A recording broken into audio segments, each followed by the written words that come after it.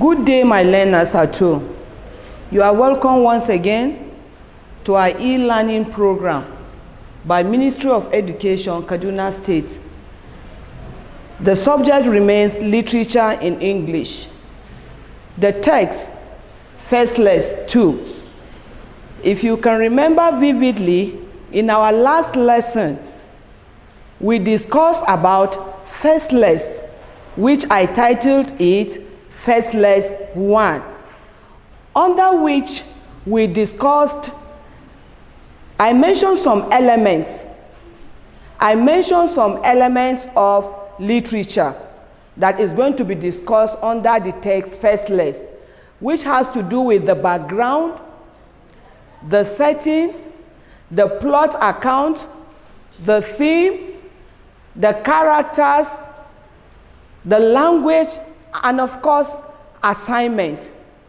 In our first lesson, we discussed only about the background, the setting, the themes. Now we are going to continue from where we start. But before we continue, let's just remind ourselves of what we discussed in the last lesson. Under the background, we talked about the emergence of new cities around the world, particularly in developing countries, where people move from rural areas to urban areas in search of jobs. Now, there are already all dwellers in the cities, and these people moving from the rural areas to the village, to the cities, increase the number of the city dwellers, where job opportunities become scarce. And people now live by survival of the fittest.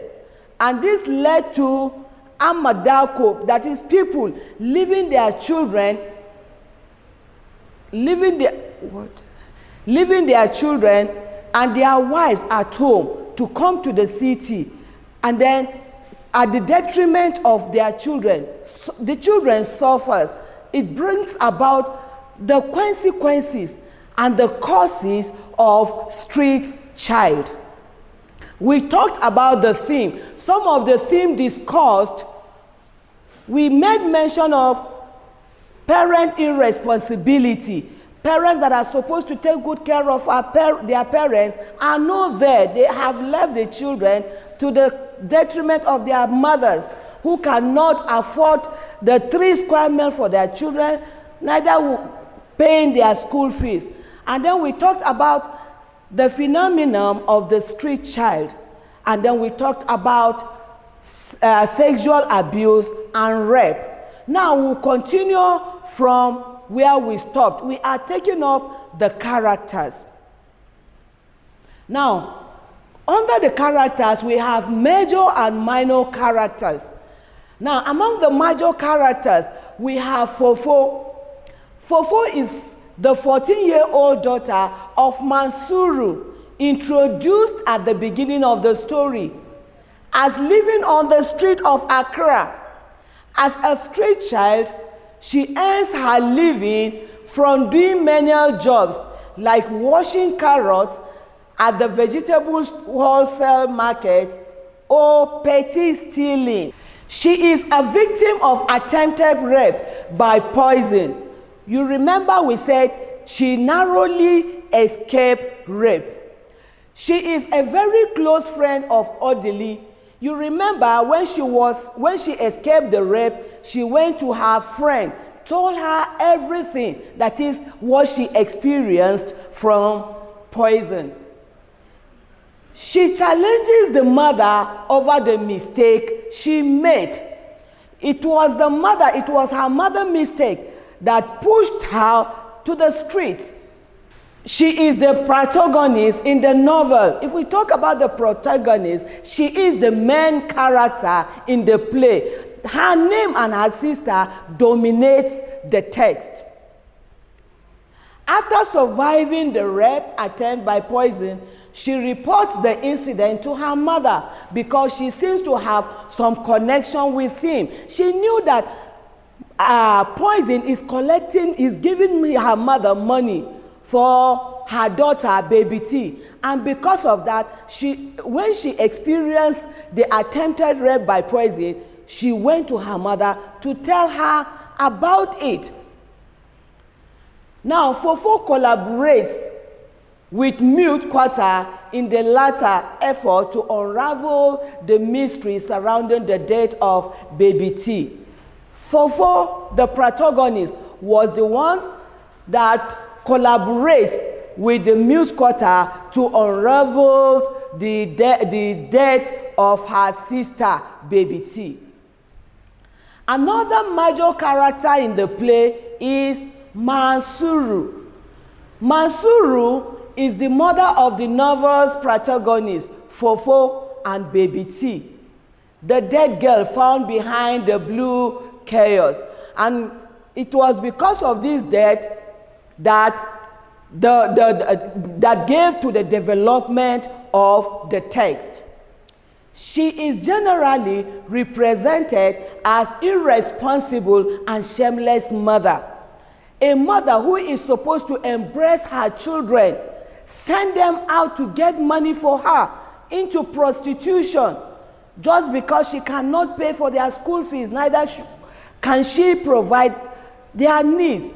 And not only that, she had 4 children with her first husband, Parkour, and then later, with the problem she's facing, she decided to marry another husband in whom she had 2 sons.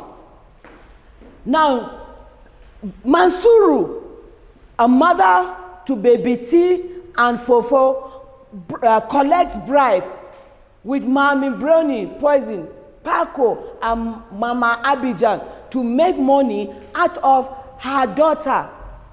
A reasonable mother, a responsible mother will never collect money from her children, from people, to expose her children to prostitution.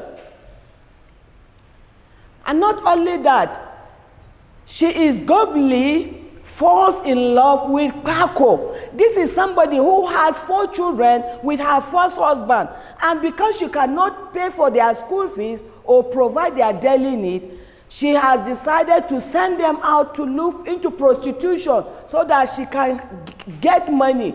And this is the same woman that later fell in love with another man and then gave birth to 2 sons that added to her problems. And not only that, as a mother, she is not quite sensitive to the feelings and the trouble her growing children faced. When baby T was defiled by a neighbor, uncle, for the mother, she accepted bribe from uncle that he continued to use her daughter. And then not only that, when she notices that she could not longer pay for 4 school fees, she sent her out. And when Fofo escaped from an attempted rape, she reported the issue to her mother. And what did the mother do? The mother, instead of the mother giving her good advice, she said, run away from Accra so that you don't see poison. Where do you want her, as a mother, where do you want her to run to? It was because of that she had to leave, steal money, because she was trying to leave Accra. Now Yomo. Now Yomo is the granddaughter of the great man who shook hands with the old governor, Sir Gordon Godgibsba, in the then Gold Coast, as well as a descendant of one of the early men of the Gold Coast, who traded directly with the Europeans. She is the oldest surviving descendant of the great man. Now Yomo is always proud to recount the exploits of her forebears. She recounts this to Cabral and Vicky when they call on her on Fofo's advice. She is a witness to the entire life of Mansuru. She provides Cabral and Vicky and indirectly to the reader with relevant information about her right from birth some 38 years before the present. When this staff of the mute organization went to Mansuru to interview her, it was now Yomo that revealed to them that this room Mansuru is staying was the same room her mother gave birth to her 38 years back. So she knows everything about Mansuru. That was why she said it was a cause that brought about all the calamity that befalls Mansuru's children. Cabral, a mother of 3, is married to Adade, still believes the world is a man's own. Cabral diligently and efficiently combines her roles as a wife, a mother, and a working class woman. She is one of the trio who, together with Dina, the founder of Mute, make Mute run efficiently. She is very resourceful and very hardworking.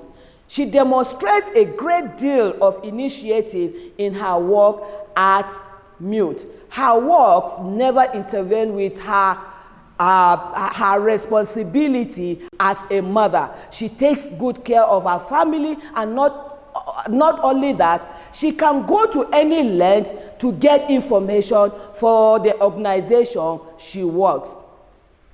She is a compassionate woman, a victim of the robbery at Agbogbole market.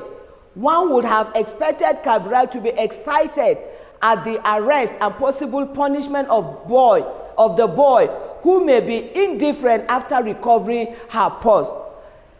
Somebody whose purse was stolen later got her purse and the victim caught. She was the one that stopped the people for taking jungle justice on Fofo because she disguised herself as a boy to steal money. Don't forget that she was advised by her mother to leave Accra and go far away place, leaving poison. There was no how she could go there because she had no money, and so she decided to steal money. Whose purse? It was Gabriel's purse she stole, and later she was caught. And instead of allowing the girl to face the jungle justice, she decided, no, never you touch her. And at the end of the day, she gave her money because she asked her, are you hungry? She said yes. And so from the purse, she removed money, gave it to Fofo, and it was with the help of Cabral, who works in the Mute organization, that the death of Baby T was uncovered, or the killers were uncovered. Poison. Poison is the street lord of the street children. He was a lord. He took to the street when he was 8 years old. Poison, a product of dysfunctional home, hit the street at the age of 8. By age 15, he has occupied sufficient experience and boldness to become his own master.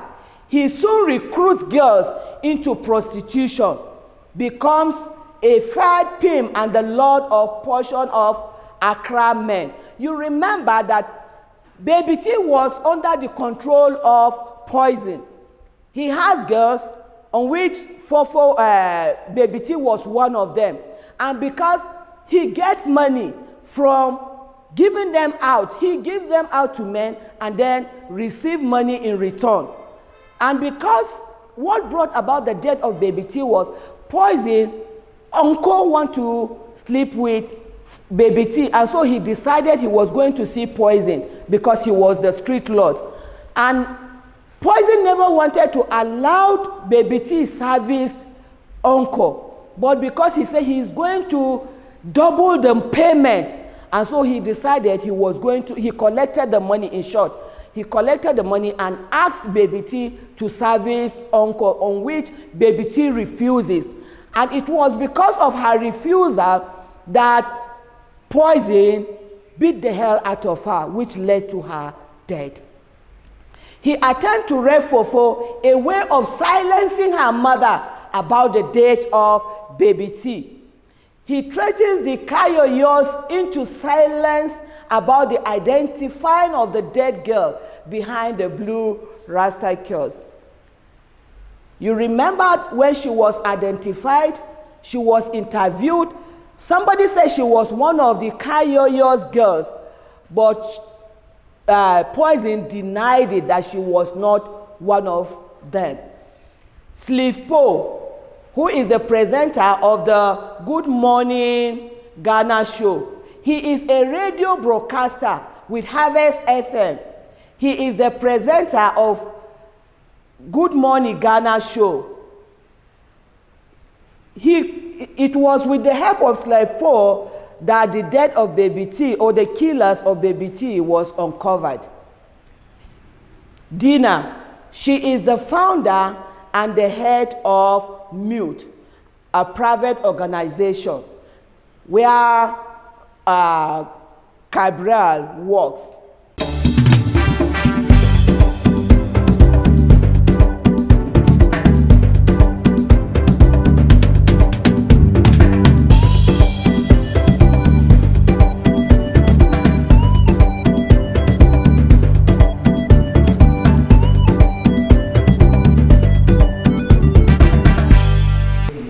Having seen the major characters, we are going to discuss some of the minor characters, among which we have Adadi.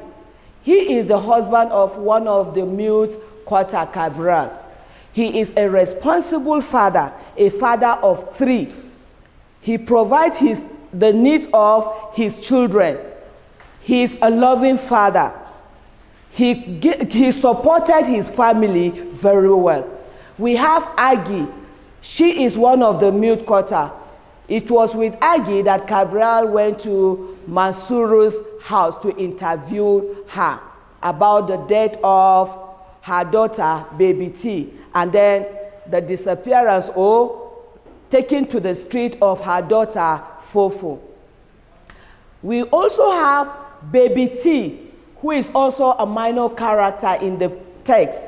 She is the 3rd child, but the first daughter of Mansuru by her first husband, Kwe. You remember we said Mansuru is married to, her first husband is Kwe, whom she had 4 children with him. So baby T is the 3rd child of Kwe. And because he could not provide their needs, he decided to abandon the family and move to the city. Juju Man, he is the spiritualist Uncle contacted to assist in turning his misfortune around. You remember I told you about Uncle who defiled baby T. He is baby T's neighbor, so he defiled her. When the mother knew about it, he decided to give her money. He started giving her money for using her daughter. With that, she could not say anything. She allowed him to continue. And later, he ran bankrupt in his business. There was no money to continue with the business, and he went to a juju man. So the juju man told him that his problem, what led to his problem is the defilement of baby T. And so he said for him to regain back his business, he should get some part or some hair from baby T's armpit. It was at the cost of that he went to Poison, that he wants baby T to service him. He went there with a reason. Why? Because the juju man told him to get hair from baby T's armpit so that he can make way for him that his work, his business will come back to normal. And because of that, he decided to go. Even when Poison said he was not going to allow baby T see him, he said he is going to double the amount, in which made Poison to allow baby T to serve Uncle. And in serving him, she refused. And because he has collected money from Uncle, he decided that she must service him. And you remember, I told you it was at the cost of that that led to her death. Parkour. His full name is Parkour. He is the second lover and husband of Mansuru, by whom he has 2 sons. He is an irresponsible father. Having met Mansuru with her 4 children, he decided to fall in love with her. And because of that, she married him and gave birth to 2 sons. And at the end of the day, he abandoned her because he could not provide their needs. And so he decided to abandon her, went to the city. A responsible father will not leave his family and go to a different place to settle. There, man, he's not making it. But he decided he was going to remain there. He left his children at home. Kwei, he is Mansuru's husband, by whom she has 4 children. He was the first husband of Mansuru. If you remember, we said her first husband, she has 4 children with her first husband, and later married another man who by name Parkour, and gave birth to 2 children.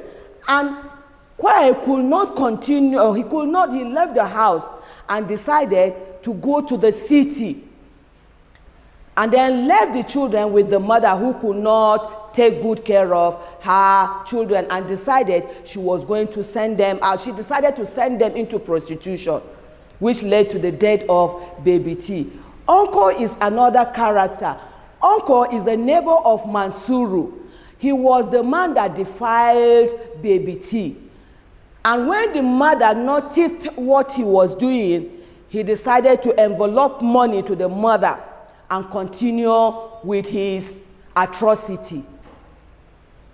It was this same uncle whose business crumbled, that in reviving the business, he decided he was going to a juju man who advised him to get the hair from baby T's armpit, which led to the death of baby T.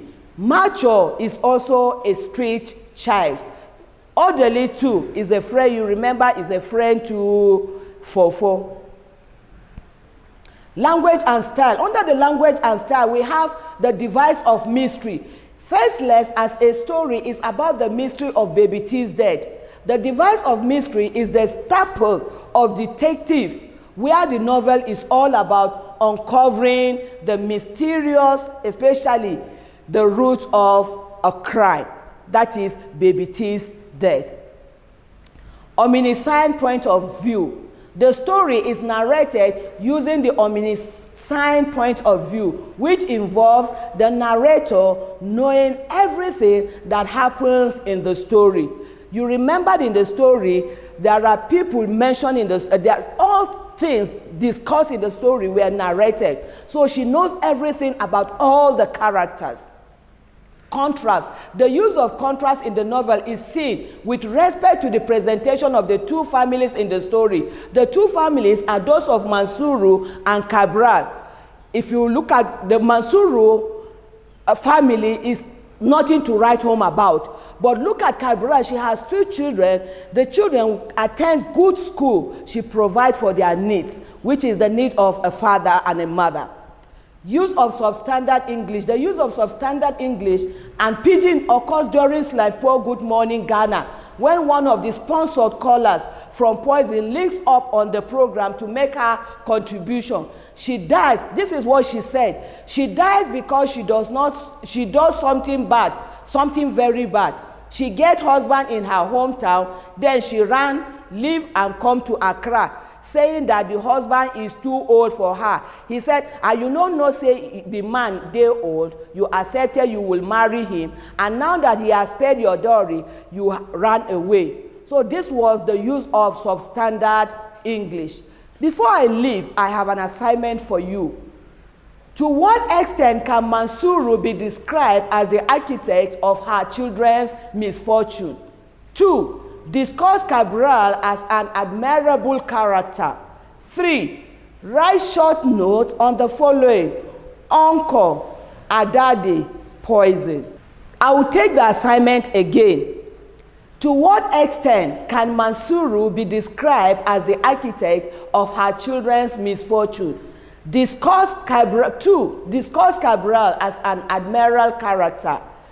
As an admirable character. Write short notes on the following. Uncle, Adade, poison. I remain A.Y. Rickson. In case you want to contact me, this is my phone number, 080-8397-3465. Stay home, stay safe, keep learning till we meet in our next lesson. Bye for now.